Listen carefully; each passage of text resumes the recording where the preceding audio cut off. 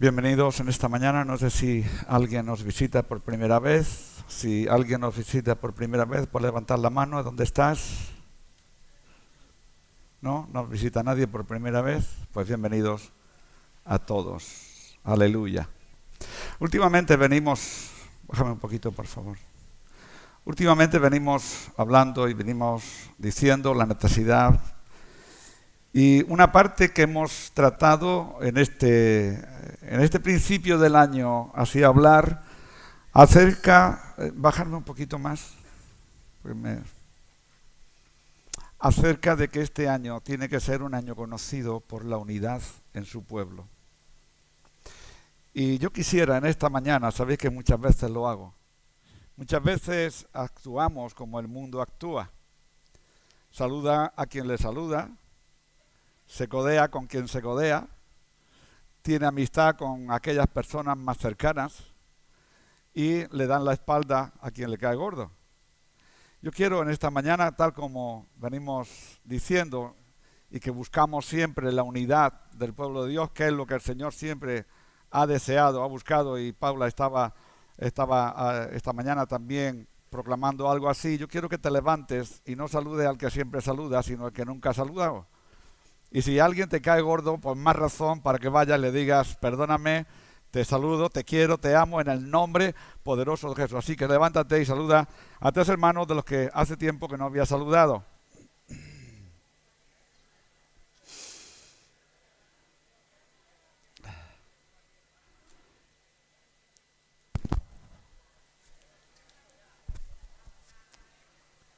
Aleluya.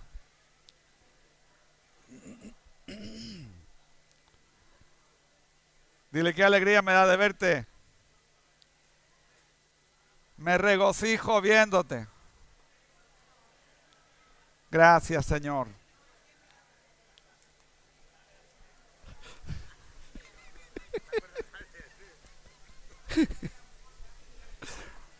Gloria a Dios. Gloria a Dios.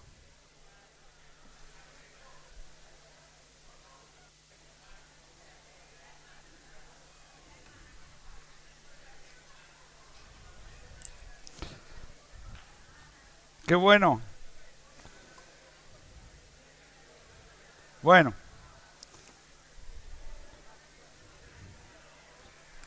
¿Ya le has saludado? Si le has saludado ya, siéntate.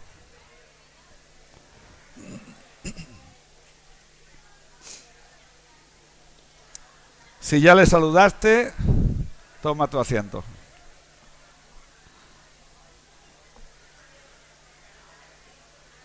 Aleluya. Bienvenidos.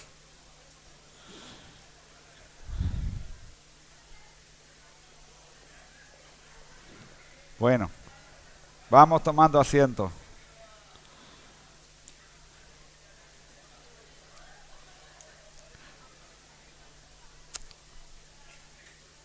Nos alegramos en esta mañana de estar en la casa del Señor. Muy bien. Antes de comenzar, quisiera también dar la bienvenida a todos cuantos nos están escuchando por radio y todos los que nos están viendo por televisión e internet.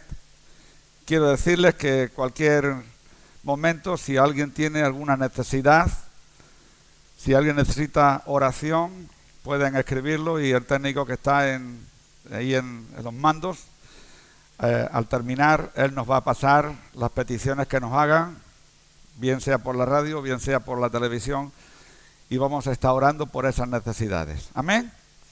Muy bien. Vamos a abrir la palabra del Señor allí en el libro de Juan, Evangelio de Juan, en el capítulo 7.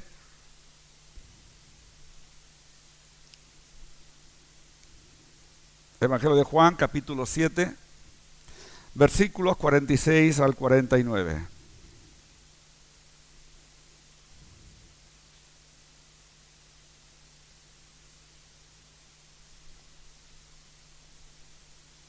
Juan 7, 46 al 49. Dice la palabra del Señor: los alguaciles respondieron: jamás hombre alguno ha hablado como este hombre. Entonces los fariseos le respondieron: ¿también vosotros habéis sido engañados? ¿Acaso ha creído en él alguno de los gobernantes o de los fariseos? Mas esta gente que no sabe la ley, maldita es. Hasta aquí estos 3 versículos, este corto pasaje. En todos los tiempos y desde el principio de la creación se habló de Jesús. Mismamente en el capítulo 1 de Génesis, verso 1, no menciona la palabra o el nombre de Jesús, pero sí lo menciona como parte de la deidad.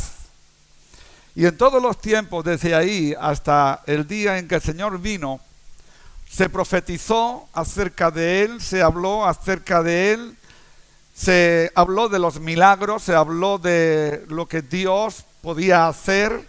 Tomó a profetas como Isaías, tomó a profetas como Daniel, tomó a profetas como Ezequiel, como Jeremías y tantos otros. En todos ellos hablaron de Jesús. Pero hasta ahí solamente había habido hombres que, tomados por el Espíritu de Dios, hablaron de la persona de Jesucristo. Hablaron de sus hechos, de sus milagros. Hablaron de la liberación, de la sanidad, de la salvación, de la restauración. Hablaron como niños, hablaron como ya persona adulta y hablaron como persona ya en la cruz del Calvario. A través de toda la palabra encontramos, o concretamente todo lo que es el Antiguo Testamento, encontramos esa manifestación declarando la persona de Jesucristo como Salvador. En Isaías, de hecho, está mencionado como el Evangelio del Antiguo Testamento. Pero llegó el momento donde ya no eran los profetas que tenían que hablar de Él. Llegó el momento donde ya no eran los profetas los que tenían que mencionar acerca del nombre de Jesús. Llegó el momento donde ya no eran hombres tomados por el Espíritu de Dios para hablar aquel que iba a venir para libertar. Llegó el momento donde ya no era la manifestación de otros hombres, dicho sea así, que los cuales Dios tomó, les reveló y ellos tuvieron que transmitir la revelación de Dios a través de ellos al pueblo. Llegó el momento donde vino a nacer un hombre, el cual había sido profetizado durante toda la historia, pero que en esa historia que había pasado, que se había profetizado de él, había sido por medio de hombres humanos. Pero a partir de ese momento, a partir del nacimiento de Jesús, vino una época de 33 años. Y en esos 33 años era la época o el tiempo donde se iba a cambiar realmente el 100% de lo que sería el destino del ser humano. Iba a cambiar la mentalidad, podía cambiar la forma, la visión de toda una humanidad. Llegó el momento donde en esos 33 años habría épocas donde la manifestación del que había sido profetizado ya no era profetizado, ya era él personalmente que estaba transmitiendo la verdadera o el verdadero reino de Dios en la tierra. Y de hecho, asimismo, él le enseñó a los discípulos a orar. Cuando oréis, oraréis así: Padre nuestro que estás en los cielos, santificado sea tu nombre, venga a nosotros tu reino. Era la manifestación de aquel que había sido profetizado, pero que la manifestación de aquel que había sido profetizado ya no iba a ser una manifestación profética, ya iba a ser una manifestación personal, con su propio cuerpo, con su propia personalidad.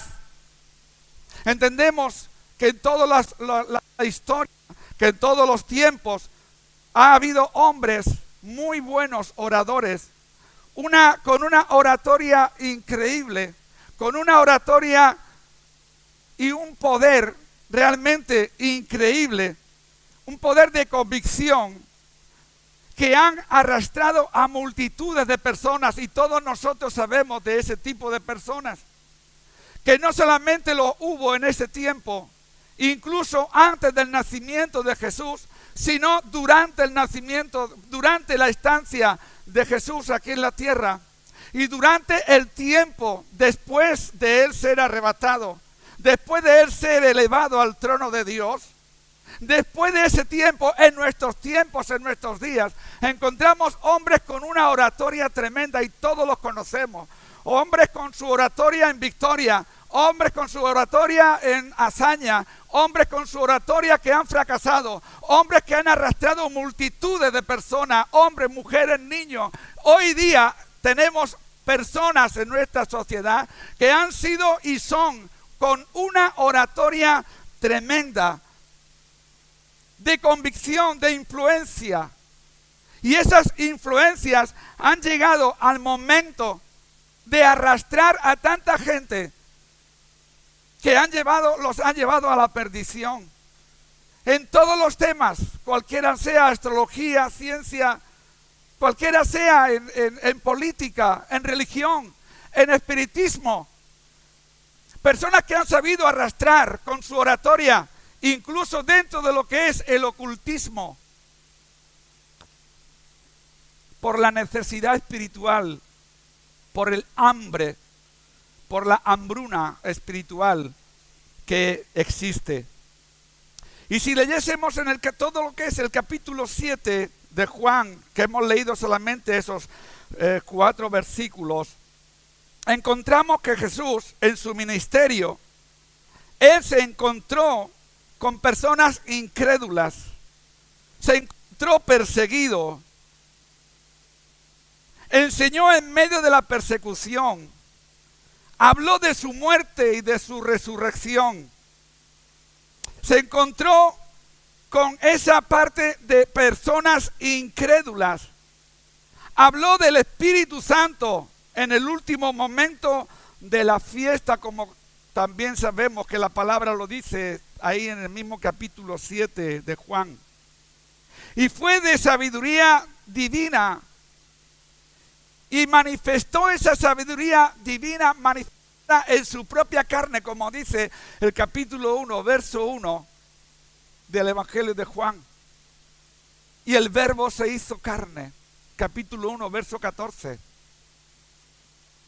Encontramos a través de toda la Escritura, y sobre todo en ese capítulo 7, encontramos la manifestación del mismo Señor Jesucristo, el cual vino para cambiar la historia que había sido profetizada. Después de ahí casi 400 años de silencio que fueron guardados, desde el último profeta hasta la manifestación del Señor Jesucristo, ahí vinieron personas con oratoria arrastrando multitudes, y vinieron hombres, y llegó el momento hasta de incredulidad en personas que habían creído propiamente a los propios profetas. Pero quiero decirte en esta mañana que Él fue la sabiduría divina, la sabiduría encarnada, como he dicho antes. En el capítulo 1 de Juan, verso 1, si lo podemos poner, mira lo que dice ahí, en la encarnación de esa sabiduría humana. Y en el principio era el Verbo, y el Verbo era con Dios, y el Verbo era Dios. Está hablando de la persona de Jesús, y en el capítulo 1, verso 14, dice, he ahí el Verbo de Dios hecho carne. Y aquel Verbo fue hecho carne y habitó entre nosotros y vimos su gloria, gloria como la del unigénito del Padre, lleno de gracia y verdad. Quiero decir en esto, hermanos, que esa manifestación gloriosa y divina que había sido profetizada ya no iba a ser profetizada. Esa manifestación era la manifestación y la declaración visible por los ojos humanos, visible por los incrédulos, visible por aquellos que habían profetizado, visible por aquellos que habían hablado de Él en el Antiguo y en el Nuevo Testamento. Ya no era unas palabras que se decían, sino era una manifestación como habíamos y como acabamos de decir. El Señor Jesucristo habló y en sus palabras había poder, el poder que había sido profetizado. El Señor Jesucristo habló y en sus palabras había sanidad, la que encontramos en el capítulo 53 y 54 del profeta Isaías. La talla de Cristo como orador, como maestro, como dirigente, no pudo ser igualada por ningún ser humano en la tierra, ni antes ni después de él.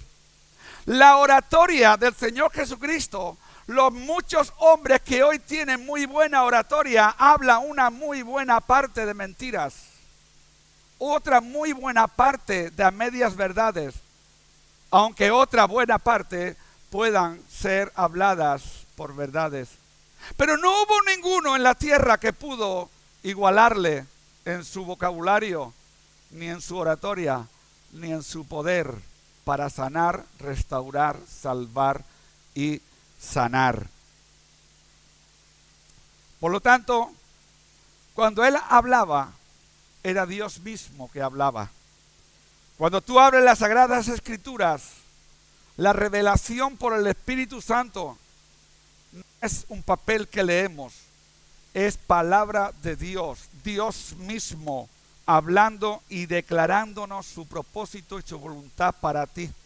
Para ti que quizás sea un tanto escéptico, o para ti que quizás sea un tanto incrédulo, o para ti que quizás sea un tanto fanático, porque tan malo es el fanatismo como la incredulidad. Tan malo es el extremismo como la incredulidad. Tenemos que basarnos en lo que las Sagradas Escrituras nos dicen. Y el Señor tuvo en su vida 3 etapas, las cuales yo quiero mencionar en esta mañana. 3 etapas en las que se reveló a los hombres, manifestando al Dios de la creación, aquel el cual le había enviado a la tierra. En esas 3 etapas, durante 33 años, él manifestó la voluntad de Dios, no para con él, sino para contigo. En 33 años, 3 etapas, que cada vez que él habló de la necesidad que tú y yo teníamos de conocer y relacionarnos con el Padre. En esas 3 etapas que él tiene manifestación, esas 3 etapas fueron declaradas como una declaración divina del tercer cielo aquí en la tierra, para que tú conocieres aquel que vino para salvarte y aquel que lo dio todo, como decía mi hermano Leo esta mañana, para salvar tu alma del infierno. Encontramos que en la palabra del Señor sabemos de él en su nacimiento, sabemos de él en el templo cuando disputaba con los maestros, y sabemos de él en el ministerio de 3 años que encontramos en la palabra, de los 30 a los 33 años, donde él fue ya crucificado. Yo te quiero hablar de las 3 etapas en esta mañana, de 3 etapas que encontramos, como hemos dicho antes, en esa manifestación. Y siempre el ser humano, no sé quién lo decía estos días delante de mí, creo que era Leo, el ser humano pensó en un Dios severo, castigador, un Dios condenador, un Dios serio, un Dios que no te habla para contentamiento, sino hemos sido enseñados muchas veces acerca de un Dios que te mete miedo y que te castiga antes que abras tu boca. Siempre hemos conocido un Dios que para poder hablar con él había que tener menos que nada, pobre, no tener donde recostar tu cabeza. Un Dios que no ama a los ricos, un Dios que no ama a los políticos, un Dios que no ama. Eso es lo que enseñaron siempre. Pero encontramos en la palabra que él siempre tuvo palabras para toda la sociedad. Para niños y para adultos, para jóvenes y para hombres, para viudas y para solteros. Siempre él ha tenido palabras para consolar, para sanar, para restaurar. Y ese es el Dios que podemos ver en estas 3 etapas que te quiero mencionar rápidamente. La primera etapa que el Señor Jesucristo encontramos, ya no nos paramos en la manifestación en el nacimiento, en el pesebre, en todo lo que ocurrió cuando Él vino a nacer y no tuvo lugar donde nacer. No nos vamos a parar ahí, sino nos paramos en 3 etapas donde Él tuvo la capacidad de hablar, de comunicar y de decir a lo que había venido. Nos paramos en 3 etapas en las cuales te menciona a ti, aunque tú no sientas tu nombre hoy. Pero si tu nombre hoy aquí no sale, yo quiero decirte que tu nombre ha sido y resuena en lo más alto, que es en el tercer cielo. Y el Señor permita que cuando tu nombre haya sido resonante allá, haya sido porque ha sido escrito con la sangre del Cordero. Porque no hay otro lugar, no hay otro medio. Ahora, en la primera etapa que el Señor habló, Él tuvo palabras en su niñez. Y podemos pensar, ¿y qué puede decirnos un niño? Primeramente, esas palabras que Él nos dio en su niñez. Tuvo palabras que maravillaron a los doctores de la ley. El capítulo 2 de Lucas, verso 46. Dice que el niño, después de la fiesta de la Pascua, donde multitudes se reunían, donde multitudes iban a celebrar la Pascua, iban a celebrar la liberación del pueblo de Israel de Egipto. Dice que cuando terminaron la fiesta, ellos se marcharon. Lo parafraseo así, lo explico así para ir un poquito más rápido, no entretenernos. Dice la palabra que ahí en ese capítulo 2 de Lucas, cuando terminaron la fiesta, ellos regresaban a su casa. María y José regresaban a su casa. Dice la palabra que irían multitudes posiblemente de regreso a sus casas. Y que en un momento dado ellos no veían al niño. Jesús estaba ocupado, pero los padres no sabían, no entendían. Posiblemente ellos estaban pensando, vendrá en alguna de las caravanas que vienen detrás, tantos van, y es un niño conocido por lo que había sido en su nacimiento. Posiblemente algunos de los de la caravana lo habrán metido en su caravana y vendrá con ellos. Y vendrá entretenido, quizá venía jugando con otros niños de su edad. Tenía 12 años. No tenía ni más ni menos. Desde que nace la manifestación que hay de sus palabras maravillosas, como hemos dicho, vienen a resonar cuando él tenía 12 años, que subieron a la fiesta de la Pascua. Y los padres estaban preocupados. Por un momento, hacía ya 3 días. ¿Qué padre no se preocupa cuando no ve a sus hijos durante 3 días? A mí me faltó, no sé si fue, no me acuerdo bien, me faltó 3 horas. No lo encontrábamos por ningún lugar.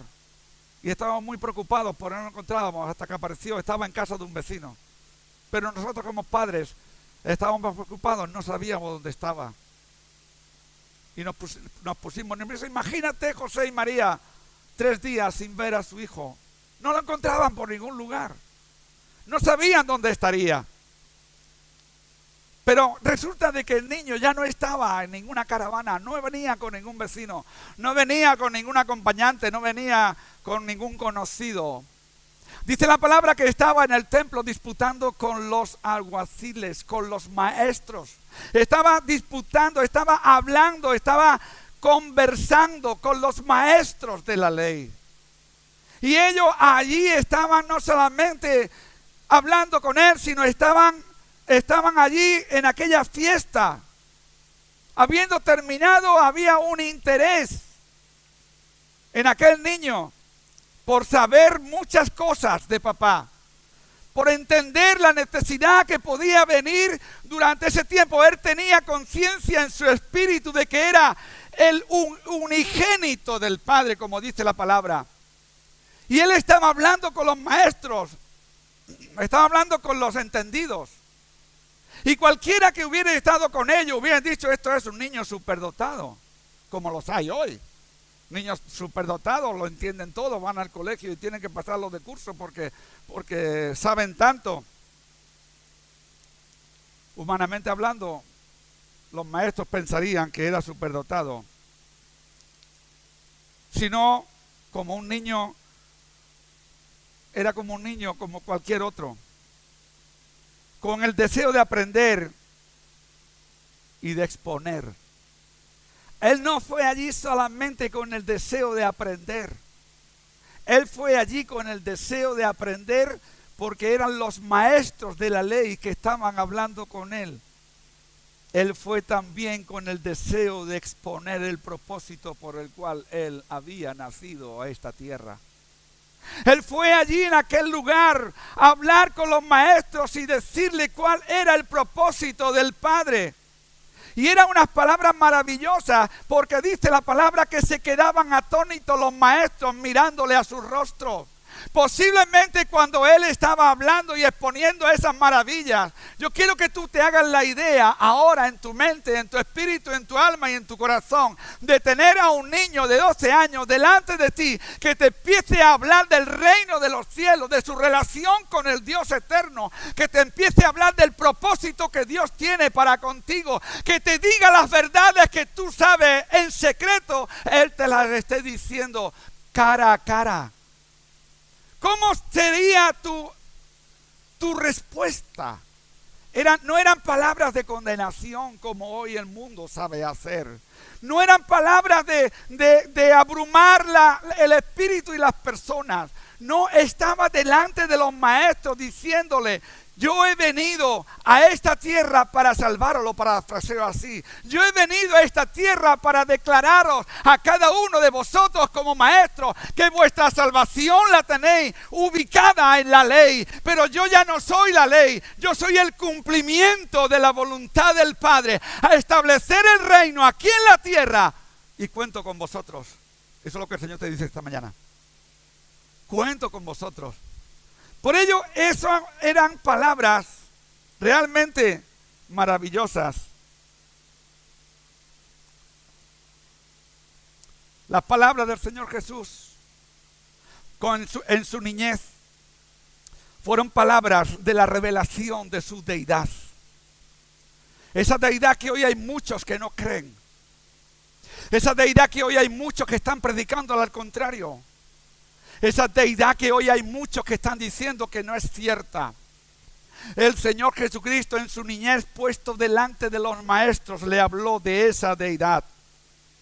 ¿Por qué me buscáis? Le dijeron él a los padres. Cuando se encontraron los padres con él, cuando lo hallaron y le dijeron: hijo, pero ¿por qué no nos dijiste dónde estaba? ¿Por qué no nos dijiste que venías a este lugar? Hijo, pero no te encontrábamos, estábamos preocupados. Cualquier padre hubiera dicho eso, como los padres, como María y José le dijeron a él. Pero mira cuál fue la respuesta de él. Y está hablando, aunque yo quiero que lo puedas unir ahí y puedas decir las palabras que el Señor dijo. ¿Por qué me buscáis? En los negocios de mi Padre me es menester estar. Está hablando de la unidad. Está hablando de la necesidad de declarar. Porque Él no había venido a declararse a sí mismo. Él era la revelación de Dios en la tierra. Por ello ahí en el capítulo 1 de Juan, verso 14, Él lo dice: y el verbo se hizo carne. La palabra se hizo carne y habitó entre nosotros. ¿Por qué me buscáis si yo soy el cumplimiento del verbo? ¿Por qué me buscáis si yo soy el cumplimiento de la palabra? ¿Por qué me buscáis entre los hombres, vosotros, en los negocios de mi papá? En los negocios de mi Padre me es menester estar. Me es necesario, es una necesidad estar ocupado en los negocios de papá. Jesús con sus palabras le está diciendo cuál es el principal objetivo al venir a la tierra. Jesús en sus palabras de niñez le está diciendo que Él es uno con el Padre. Este era hacer la voluntad de Dios. El objetivo del Hijo no era otro, sino que hacer la voluntad de Dios.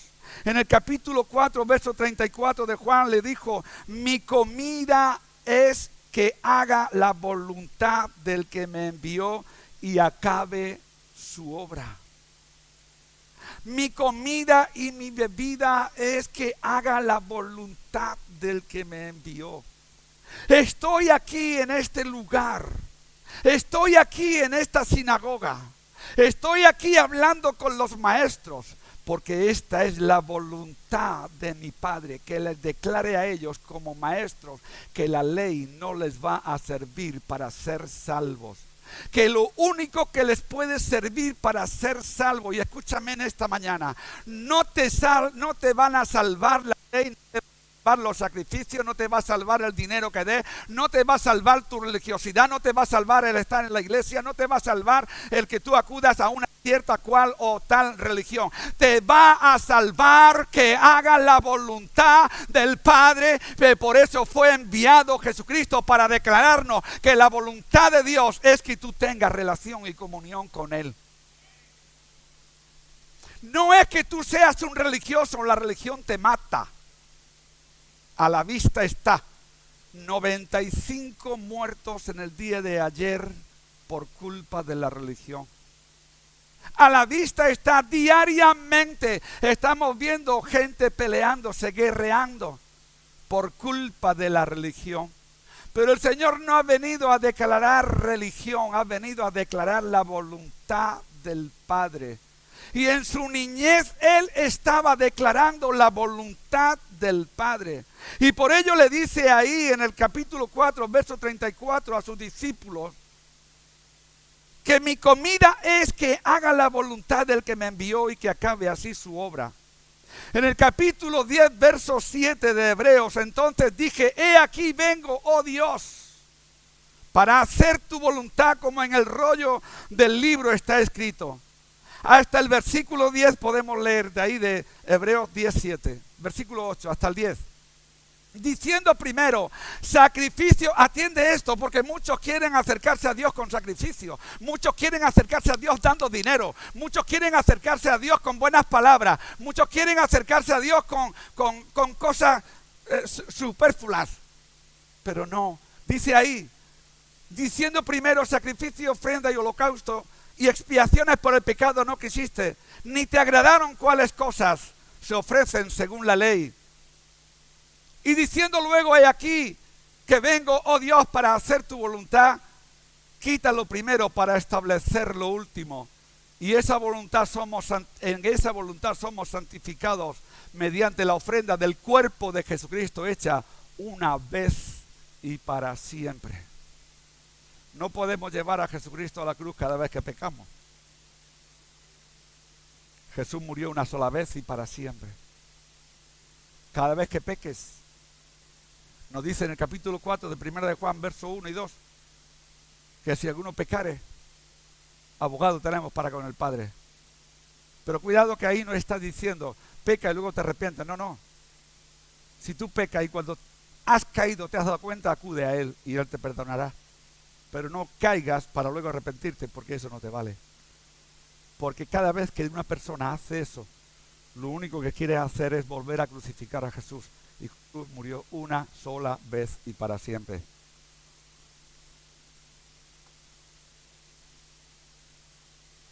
La palabra unigénito. La palabra unigénito en griego quiere decir monógenes, que es único en su género. Único. No hay muchos dioses. Los hombres han sacado el Cristo del poder, el Cristo del padecimiento, el Cristo de los negros, el Cristo de los gitanos, el Cristo. ¿Cuántos Cristos han sacado? Pero solamente hay uno en su género. Los demás son inventos de hombres. Los demás son inventos de hombres. Así como Isaac fue único en su género. Tipo de Cristo Isaac. Fue único en su género. Y tú me dirás, pero Isaac también tuvo otro hermanito. Claro que sí, tuvo otro hermanito de la carne. Pero Isaac fue hijo del Espíritu. ¿Fue hijo de Abraham? Sí. ¿Fue hijo de Sara? Sí. Pero por promesa de Dios. Y Dios cumple sus promesas. Y a los 97 años nació un niño. Cuando todos sabemos que una mujer y un hombre no pueden tener hijos. a esa edad. Pero Dios cumple su promesa. Y en esa promesa, ahí está Isaac como único. Bien que Dios prometió a Ana un hijo y que le nació también, hijo de promesa. Pero bien que Dios cumplió su promesa para contigo. Porque cada vez que Dios hace una promesa y la cumple y están en su palabra, Dios la cumple con un propósito. Salvación de tu alma. Relación con Dios. Y las palabras que en la niñez que habló ahí el Señor Jesús, las habló con un propósito. Y era para dar a conocer a los maestros que en su niñez estaba revelando la grandeza del Dios de la creación. Y las grandezas del Dios de la creación no pueden ser reveladas ni por conocimiento humano, ni por sabiduría humana. No pueden ser reveladas ni por categoría social, ni por rico, ni por pobre. La promesa y la revelación de Dios son reveladas a aquellos que tienen su corazón unido al suyo. La revelación de Dios para con tu vida, como dice en Primera de Corintios, cosa que ojo no vio, ni oído oyó, ni ha subido en corazón de hombre, son las cosas que Dios ha preparado para los que la aman. Los secretos de Dios, el secreto íntimo, el latir del corazón de Dios no tiene edad para ser revelado. Un niño en su balbucear de pequeño te puede decir la verdad más grande de toda tu historia, de toda tu vida, y decirte que necesitas del Señor Jesucristo para ser salvo. En las primeras palabras que un niño pueda decir, aún todavía, incluso antes de hablar, Dios lo puede usar para hablarte y decirte y declararte el propósito de Dios para tu vida. Por ello, cuando hablamos de las palabras de la niñez de Jesús, no estamos hablando de cualquier cosa. José y María no comprendían lo que estaba pasando. José y María no comprendían las palabras de aquel niño de 12 años. No podían comprenderlo quizás, porque hasta esa fecha el niño no había hecho tal declaración de su personalidad, y sus padres no lo comprendían. En los negocios de mi padre me es menester estar. Les estaba diciendo, vosotros sois mis padres, mi padre José, mi madre María, sois mis padres biológicos. ¿Sería eso? No. Delante de una sociedad seréis mis padres, pero mi biología no desciende de lo humano, sino de lo divino. Mi biología, mi creación, mi concebir no tiene participación humana. Porque no tiene participación humana. Porque si tuviera participación humana, hablaría como humano, pensaría como humano por la inspiración del Espíritu Santo. Pero él no tuvo participación humana y podía declarar el reino del Padre, el reino de los cielos en la tierra, con todo conocimiento, con toda sabiduría, porque su participación, su ser no era, y en él no había participado ser humano. En lo único que había participado el ser humano era en los meses que estuvo en el vientre de María, que también, como todos sabemos, ahí cuando María visitó a su prima Elizabeth, hubo una manifestación del Espíritu. No vamos a seguir en ese tema. Quiero hablar de la segunda etapa en la que durante su ministerio el Señor habló palabras, porque tenía delante de sí toda una humanidad necesitada, muertos en delitos y pecados, religiosos, amantes de las leyes, tratando de cumplir por ley, como hemos dicho antes, lo que estaban necesitando. Pero dentro de ti, quiero decirte en esta mañana, dentro de ti hay algo que no es humano, algo que pertenece a Dios y que necesita descanso. Algo que pertenece a Dios y que tú puedes encontrar un alivio, como muchas veces nos encontramos. Yo como pastor muchas veces vienen hermanos, me hablan y luego después me dicen gracias porque me he quedado un poquito más descansado. Y bueno, oramos. Pero el Señor estaba viendo mucho más adentro de todo eso. El Señor en su segunda etapa veía a las multitudes descarriadas como pastor sin ovejas. Había visto multitudes hambrientas, en las cuales le había multiplicado los peces y los panes. Pero el Señor estaba viendo mucho más allá. Y Él habló en esa segunda etapa en su ministerio, habló palabras de descanso al trabajado y al cargado. Mateo capítulo 11, verso 28 y verso 29, Él nos dice: venid a mí todos los que estáis trabajados y cargados, y yo os haré descansar. Aquí hay hoy muchos que están trabajados y cargados. Y no estamos hablando del trabajo secular. No estamos hablando de un trabajo que tú estés necesitando para ganar tu sustento. No, no, no, no. Estamos hablando de un trabajo que tiene que ver con tu alma y con tu espíritu. Y eso es lo que el Señor Jesucristo en su segunda etapa empieza a hablarles a sus discípulos. Les habla de descanso que Cristo promete. Cristo vino para que encontrases descanso. Un estímulo para el servicio. Y ese estímulo está basado, como dice la continuación, el versículo 19, el estímulo que tú y yo podemos encontrar es el estímulo de llevar el yugo de Jesús. Dice el versículo 29, llevad mi yugo sobre vosotros y aprended de mí, que soy manso y humilde de corazón. Y si el Señor hubiera estado pensando en el trabajo secular, Él hubiera hecho otra manifestación y hallaréis trabajo. Y hallaréis que vuestra hipoteca cada mes se puede pagar. Hallaréis que lo material será cubierto. Pero no, porque el Señor no vino sino a declarar el descanso de lo que existe aquí dentro, el alma y el espíritu. Y el versículo 29 termina diciendo: y hallaréis descanso para vuestras almas. La profundidad de estas palabras que el Señor habló en esta segunda etapa está en que el hombre está atado a un yugo de esclavitud. A un yugo de esclavitud, y el Señor le ofrece un yugo de libertad. En Gálatas 5:1 dice: estad firmes pues en la libertad con que Cristo os ha hecho libres, y no estéis otra vez sujetos al yugo de esclavitud. Estad firmes, sujetos a la libertad. Es un yugo de libertad, es un yugo de regocijo, es un yugo que no es pesado, porque más adelante Él dice: porque ligera es mi carga.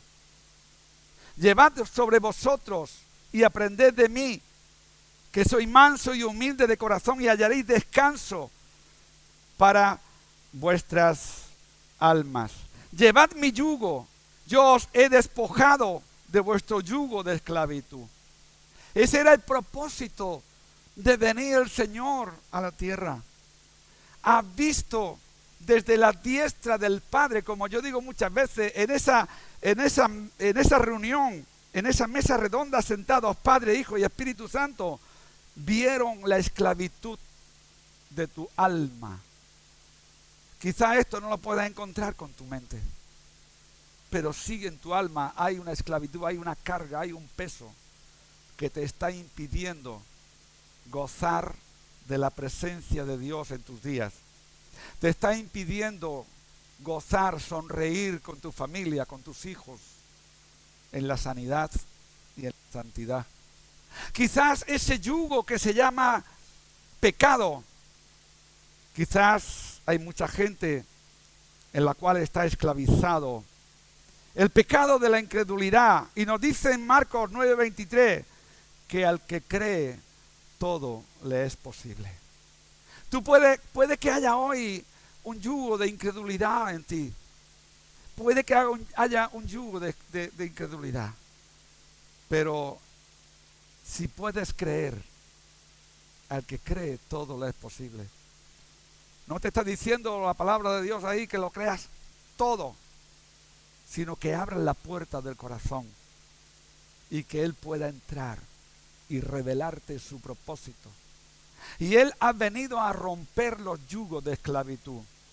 Cualquiera sea, no hay imposible para Dios.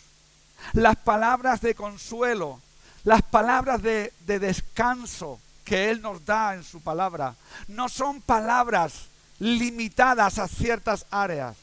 El Señor ha venido a libertarte del yugo de la esclavitud, del alcoholismo, de las drogas, de las máquinas. Ha venido a libertarte de cualquiera sea la esclavitud que te está subyugando a desobedecer la palabra. Él te ha llamado para que tú puedas gozar de la presencia. Las palabras de consuelo que Él nos ha dado también para el oprimido. Capítulo 4, verso 18 de Lucas. Yo quiero decirte en esta mañana, arreglado a lo que he dicho antes, de que los profetas en el Antiguo Testamento, sobre todo el profeta Isaías, habla mucho del Señor Jesucristo claramente, y en el capítulo 61, verso 1, él allí dice: porque el Espíritu de Jehová, el Señor, está sobre mí. Pero cualquiera de la sociedad, en su tiempo, en la segunda etapa, donde tantos estaban escuchándole, posiblemente algunos estaban recordando, pero eso lo dijo el profeta, no lo ha dicho él. Quizás algunos dirían, eso lo dijo el profeta allí hace ya más o menos como 560 años, pero no lo ha dicho él. Pero déjame que te diga que como lo dijo el profeta, también lo repite él en el capítulo 4, verso 18 del Evangelio de Lucas. Y el Espíritu del Señor está sobre mí, por cuanto me ha ungido para dar buenas nuevas a los pobres, me ha enviado a sanar a los quebrantados de corazón, a pregonar libertad a los cautivos y vista a los ciegos, a poner en libertad a los oprimidos. El cumplimiento de lo que el profeta dijo en el capítulo 61 lo tienes en Lucas, dicho por sus propios labios a todos los oyentes, a los maestros, a los alguaciles, a los profetas, se los decía a los reyes, lo decía al pobre, al rico, al alto, al bajo, al gordo, al flaco, al blanco. A todos les transmitió que Él había venido para dar descanso, y no en lo físico, sino en lo espiritual. Eso es lo que le está diciendo a todos sus oyentes en ese momento, en ese tiempo. Fue una disposición especial que la providencia de Dios Padre ha tenido. Fue un proveer del Padre. Y nos alcanza por medio del Mesías anunciado. Como vemos, todos los dones los tenía, y todas las gracias dadas por el Espíritu Santo le fueron concedidas sin medida para llevar a cabo la obra por cada uno de nosotros. Porque lo mismo que el Señor dice ahí en ese versículo y capítulo, Él ha capacitado a la iglesia con las mismas dones, con la misma gracia del Espíritu Santo, para que la iglesia siga la misma obra que Él empezó a hacer. Juan capítulo 3, verso 34 dice: porque el que Dios envió, las palabras de Dios habla, pues Dios no da su Espíritu por medida. Mira, encontramos ahí, como en esa segunda etapa, encontramos varias cosas. Te lo quiero repetir rápido para no pasar más tiempo. Encontramos primeramente en Mateo capítulo 5 del 1 al 12 las 9 bienaventuranzas para ti. ¿Puedes repetir para mí? Las 9 bienaventuranzas para mí. Son palabras de consuelo. Míralas todas ellas. Las 9 bienaventuranzas del capítulo 5 de Mateo, tú las lees y en todas está tu nombre escrito. Tú dirás, mi nombre yo no lo sé leer. No lo sabes leer tu nombre, pero te menciona por tus necesidades. Él consoló con sus palabras a la samaritana, declarándole todo cuanto ella había hecho. La confrontó el Señor Jesucristo, la confrontó con su pecado. Y diciéndole: 5 maridos has tenido y el que tienes ahora no es tu marido. La confrontó con su pecado, pero no la condenó. Como nosotros los hombres muchas veces terminamos condenando. Sino le dio palabras de consuelo. De tal manera que el gozo que le invadió en ese momento le hizo ir al pueblo y decirle a los hombres: venid. He encontrado a un hombre que me ha declarado todo cuanto yo he hecho. Si la hubiera condenado, no hubiera ido.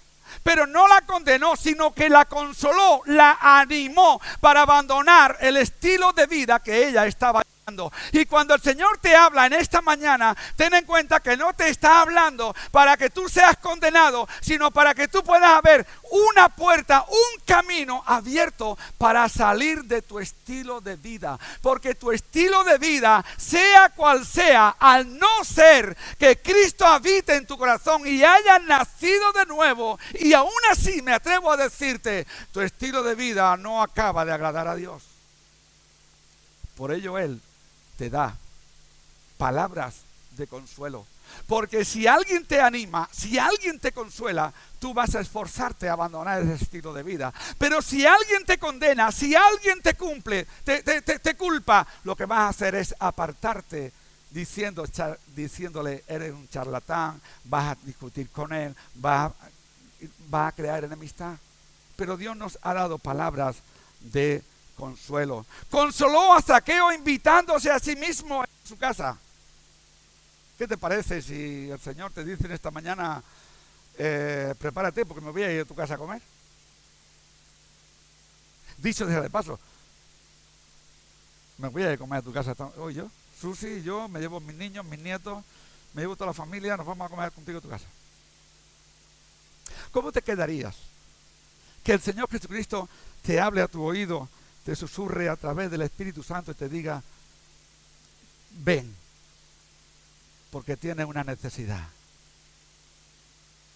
Y tu necesidad va a ser cubierta si yo voy a tu casa a comer contigo. Tu necesidad va a ser cubierta si me abres la puerta y entro a tu casa a comer. ¿Sabes una cosa? Que Jesús no tiene hambre de tu comida. Tiene hambre de sanar tu necesidad. Jesús no tiene hambre de que tú le pongas un buen chuletón con una buena botella de lo que sea, de Coca-Cola. Ya había algunos que estaban pensando: ay, que lo he visto. No, de Coca-Cola. Y un buen postre. No, el Señor no tiene necesidad de esa comida. El Señor tiene necesidad de una declaración de tu corazón, de tu alma, de tu espíritu, a decirle: ven, siéntate. Lo dice en el capítulo 3 de Apocalipsis, verso 20: aquí yo estoy a la puerta y llamo, si alguno abre la puerta, entraré a él, cenaré con él y él conmigo. Qué importante es que podamos entender ese consuelo. Consoló a Marta y a María cuando estaban en el peor de los momentos. Antes hacíamos mención a creer. Y la consoló a Marta diciéndole: Marta, Marta, ¿no te he dicho que si crees verás la gloria de Dios?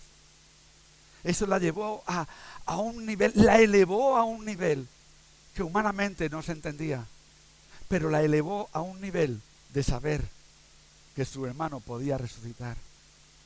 Porque Marta dijo: yo sé que resucitará en el día postrero. Pero no, el Señor le dijo: no, en el día postrero no. Puede resucitar hoy. Queridos hermanos, adelanto un poco ya para hablarte acerca de lo más importante del porqué de esas tres etapas que el Señor habló.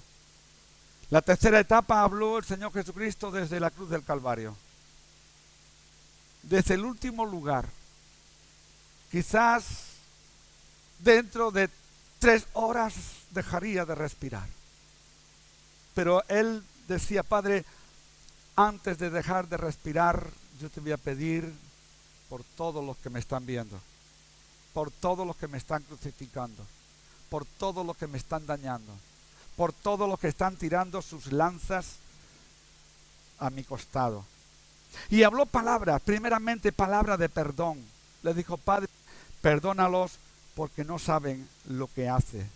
Tuvo que soportar el ultraje de los que le estaban viendo.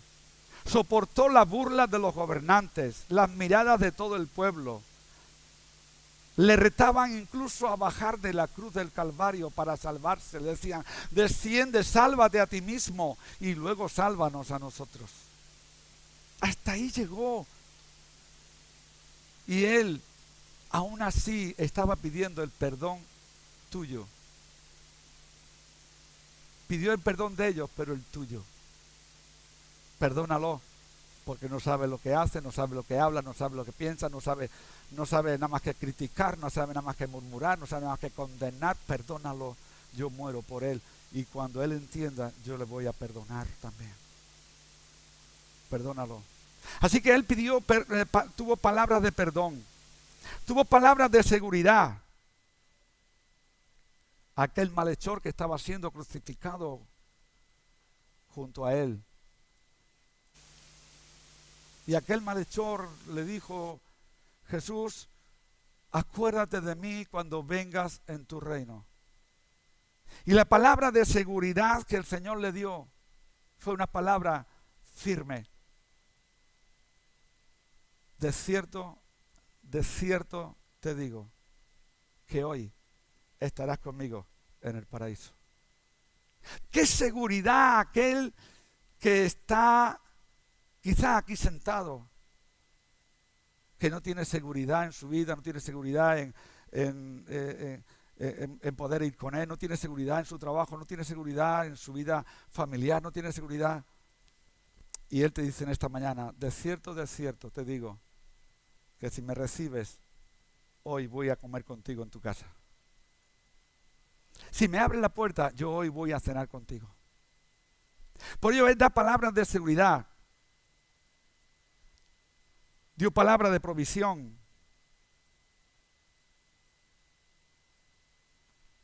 Habló a su madre. Y no le habló como madre, le habló como mujer. Porque imagínate una madre ver a su hijo crucificado. Lo pierde, ya no lo ves más. Estoy hablando en la mentalidad humana de la madre. Y él se dirigió a ella, le dijo, mujer, he ahí tu hijo. Hijo, he ahí tu madre. Le está hablando de una provisión que humanamente no se puede entender.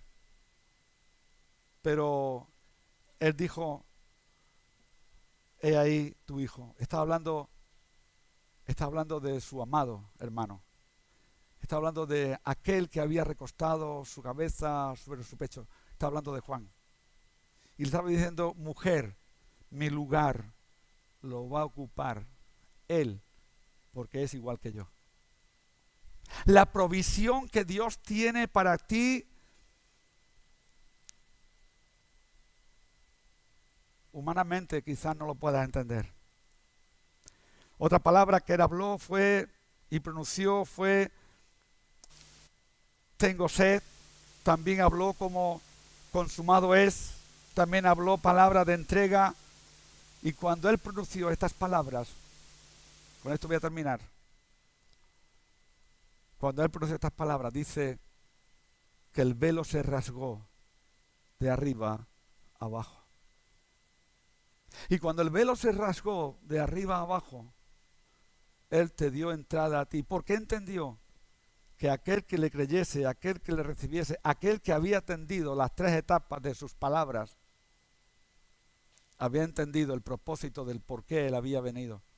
Y el que entiende el propósito por el cual Cristo vino, le cree, le recibe, nace de nuevo. Y el velo se rasga de arriba abajo y tiene entrada al lugar santísimo. Al lugar de una intimidad con él. Y el Señor llama a su pueblo, como venimos diciendo en esta etapa de la iglesia, el Señor llama a su pueblo a ser uno, a estar en la unidad. El Señor llama a su pueblo a que juntos podamos entrar a ese lugar santísimo, a tener una verdadera intimidad con Él.